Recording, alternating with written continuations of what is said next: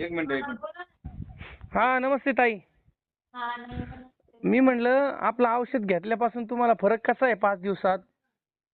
चांगला पडला फरक मला. हा ना? त्यामुळे सांगितलं मी. हो. बरं झालं, एखादी भेट घेईन तुमची येऊन तिकडं.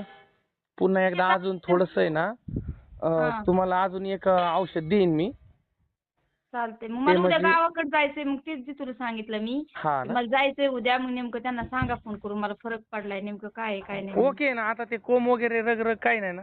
हो हो, काहीच नाही प्रॉब्लेम.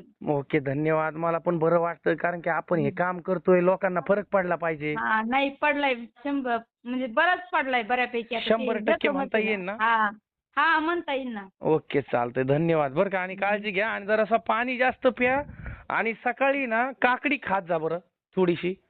ठीक आहे, आणि चालतंय. ना आणि वाटलं तर एक रोटी कमी खा, हा हा पण पाणी जास्त प्या आणि गावरान तूप खा, आणि चांगलं चांगलं जेवण करा. उगाच काही बी कचरा खात बसायचं नाही, शिळं पाक वगैरे. हा बरं बरं. आणि खाण्याचं काही पथ्य परत महिना 6 महिना खायचंच नाही ना काही ते? काय थोडं गरम पदार्थ, आता समजा चिकन मटन तुम्ही खात असाल तर 4 पीस खात असाल तर एखादा खा.